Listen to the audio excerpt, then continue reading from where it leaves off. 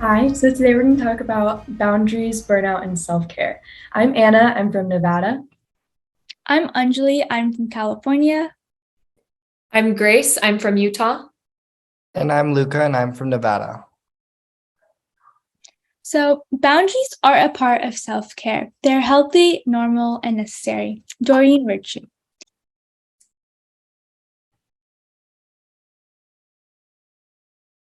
So, avoiding burnout. What exactly is burnout?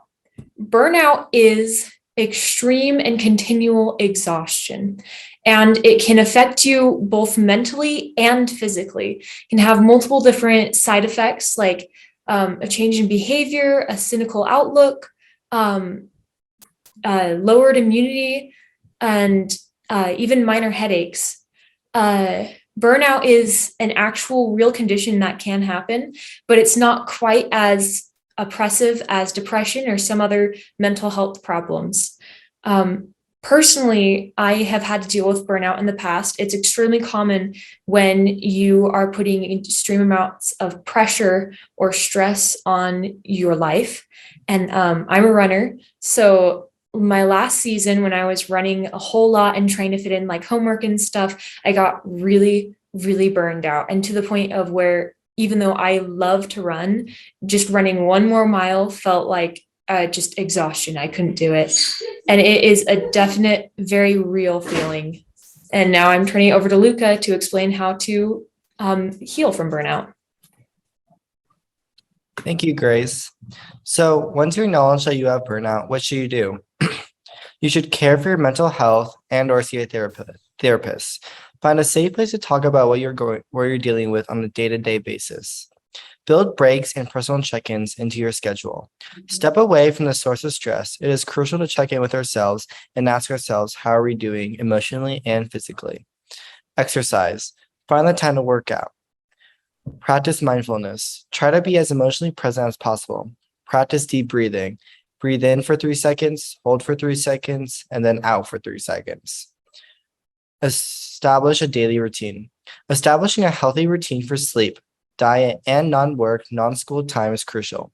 After working hard, you need to step on the brakes and attend to your personal life. Create boundaries. Put up boundaries between your work or school life and personal life. Try setting an alarm to tell you when to stop working, or write down a to-do list to break your goals into small, achievable goals. Build and enforce those boundaries. Burnout is so common because we have a difficult time saying no. Stay true to your boundaries because it is okay to say no. It is okay to take it slower, and it is okay to prioritize your mental health and happiness first. Explore a hobby and make sure it's outside of work or school. How to avoid burnout. So before I go on to explain how to avoid burnout, I want to share a story. A couple months ago, after practice one day, I started to cry because I took on way too much with practice at school and outside of school, my AP classes, all these clubs, extracurriculars, and that was my signal to take a step back. It was to the point where I hated playing tennis and I knew that I needed to take a break. I talked to a couple of my coaches about taking a break, and I was able to take that break in order to prioritize myself and reestablish my boundaries and daily routine. I know that all of us, whether you are in an elementary or high school or an adult, need breaks. And I can't stress enough how important it is to sometimes take a step back and prioritize the things that truly make you happy and to reestablish those boundaries and routines. If there's anything to take away from our presentation today, it's a reminder that you need to take care of yourself first. So, burnout all comes down to establishing a routine and creating and maintaining boundaries. You need to attend to your health and well being while also attending to the responsibilities of your job and personal life. Create a healthy routine where there's a healthy balance between your work and personal life, and create boundaries so that those two don't become intertwined. Once you recognize your burnout symptoms, it is much easier to take a break from this constant source of stress from your life. Realize how you felt the last time you did something or multiple things, and acknowledge that you need to do a better job of maintaining a balance and attending to boundaries. I think especially for high school students, we stay after school a lot of days for a couple hours each day, and that can be pretty exhausting on top of all of our sports, extracurriculars, AP and honors classes, and all of that can lead to burnout. The next time we plan our schedule, realize how we felt during that previous week and find ways to make it mentally better for you by either saying no to a couple of things or finding a better schedule for you. And remember, attending to self-care is not selfish. And now Anna's going to talk about boundaries. Thank you, Luca, for talking about burnout. I think it's really, really important to understand what it's like to be burned out. Today, we're going to be talking about boundaries. So, what are boundaries? Boundaries are important in building healthy relationships with family and friends. They're defined by your ability to say yes or no to different situations. For example, saying yes to something that you really don't want to do.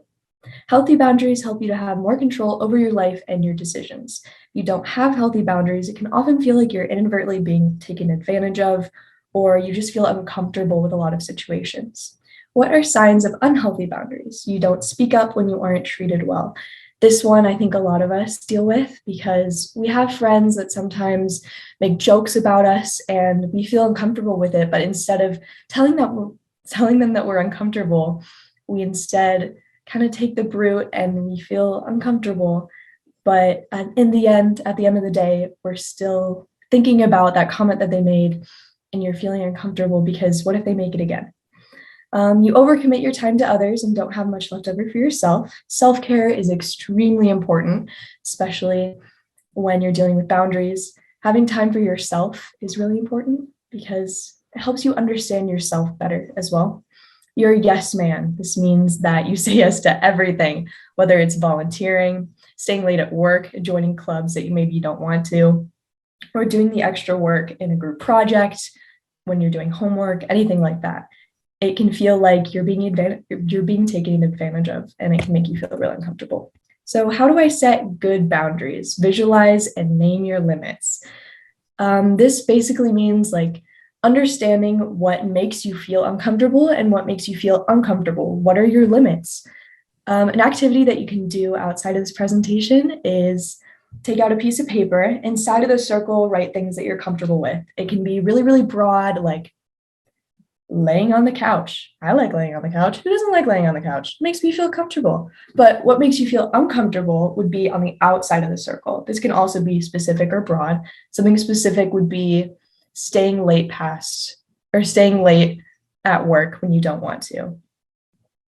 The next one is openly communicate your boundaries. This can be really hard, especially when you've never had to establish boundaries before, but the key is being simple and straight to the point. It's really important because if you're not simple and maybe you say like, I don't know, I'm kind of uncomfortable, it leaves room for people to take advantage of you more. Next is saying you can only, next time, take time for yourself. This means, again, self-care, doing things that you love and doing things that make you feel comfortable, things that are inside of that circle.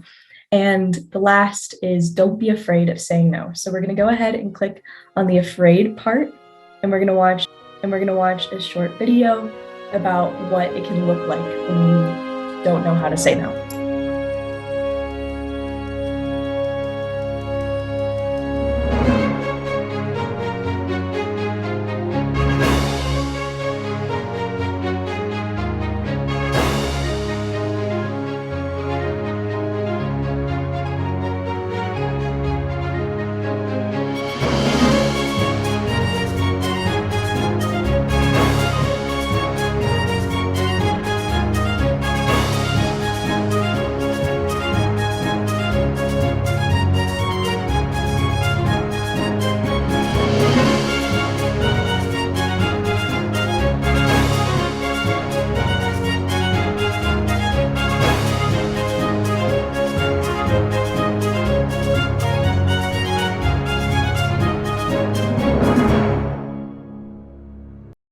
So that video should help you kind of visualize what it's like when you can't say no. You feel like you're being taken advantage of, you're losing things that you don't want to lose, like your time, and sometimes your money in that case. Thank you for listening to me talk about boundaries. Now we're going to go to Anjali for self-care.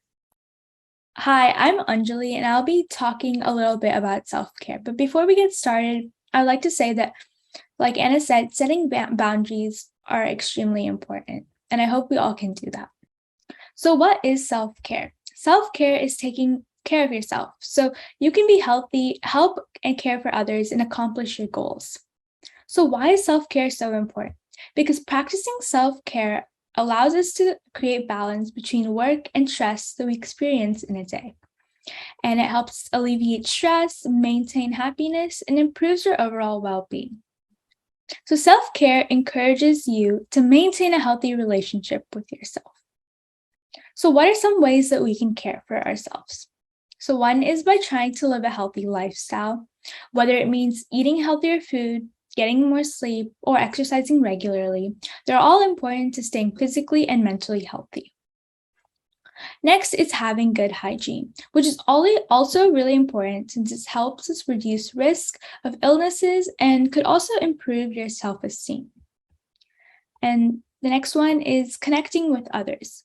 People like your family, friends, and anyone you trust can be a great support system, and it can also help increase your sense of belonging and happiness levels.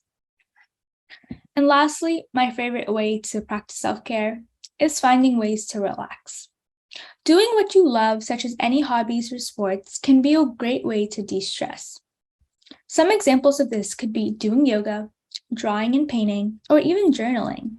So personally, my favorite way to de-stress is to watch the Great British Baking Show on Netflix, since I love baking and experimenting with all sorts of desserts.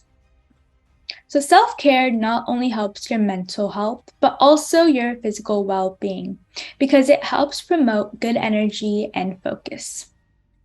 Sometimes self-care isn't enough, and if you really feel like you're struggling to de-stress and increase your happiness, you should reach out for help. Sometimes all it takes is talking to a trusted adult, your family, or friends. And sometimes you might need a little more help. And someone to see to get that help is a therapist or a mental health specialist. Overall, self-care is anything that you can do to take care of yourself to be physically, mentally, and emotionally well. Self-care is not self-indulgence, it's self-preservation. And it's important for each and every one of us to practice. Thank you for listening and learning more about burnout, boundaries, and self-care. Thank you.